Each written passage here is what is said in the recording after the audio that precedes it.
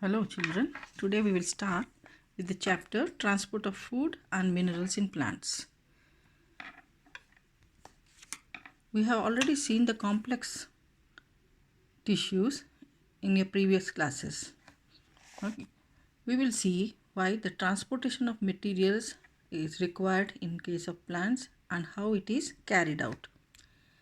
We know that plants prepare food with the help of the process called photosynthesis in their leaves. But for the photosynthesis, water is required. Water is available in the soil. So the water has to be transported from the soil to the leaves. That is done by the roots.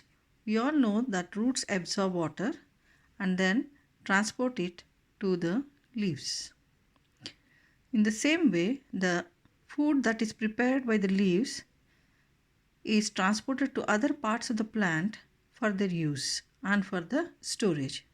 So this process of transport of food and the water is carried by special tissue called vascular tissue. Now vascular tissue is of two types. One is xylem, other is phloem.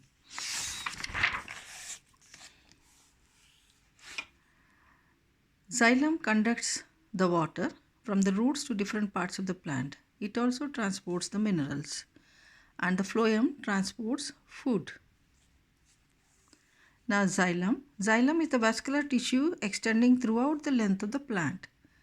It helps in the transport of water, molecules and dissolved substances from the roots to the aerial parts of the plant. It also helps in supporting the stem and strengthening it. Xylem mostly occupies the center of the vascular bundles.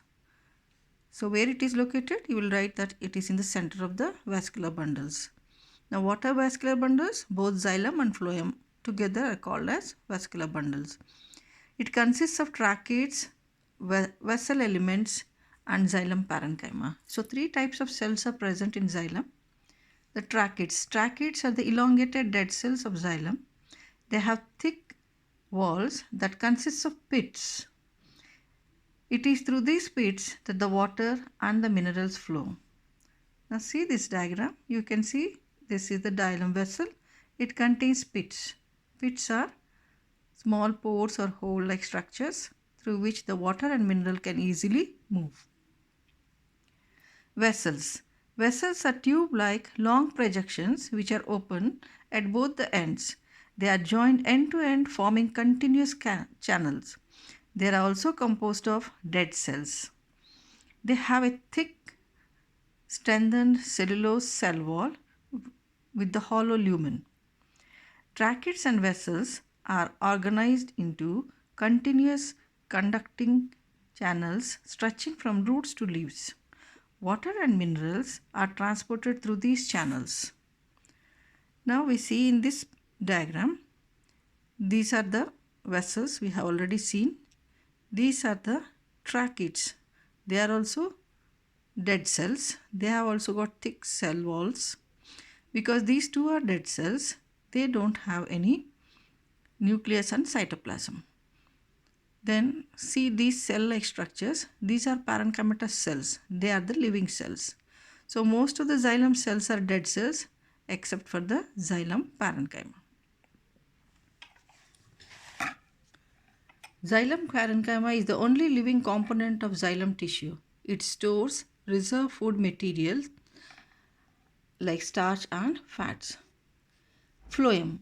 Phloem runs alongside the xylem tissue. It consists of sieve cells which form long narrow tubes and perforated sieve plates along the thin length. The function of these tissues is to transport food nutrients such as sucrose and amino acids from the leaves to all other tissues of the plant.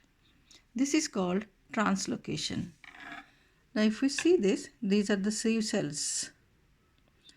These are also sieve cells. So you can see in center, that means this is the cell wall of this cell and this cell. So these cell walls have perforations or small pores so that the food can easily move through these pores into the next cell. As they are placed end to end, one above the other, they become channels. to carry the food.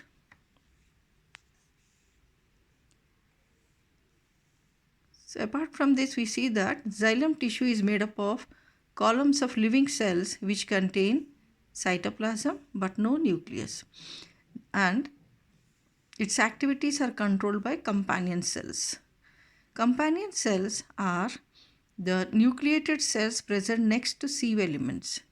They do not participate in the translocation. However, they carry out metabolic functions required for the prolongation of sieve elements. There are also phloem parenchyma which stores the food. So if we see the phloem, we see that sieve cells are present which are mainly responsible for translocation of the food. They are helped by the companion cells. You can see here companion cells. They are also living.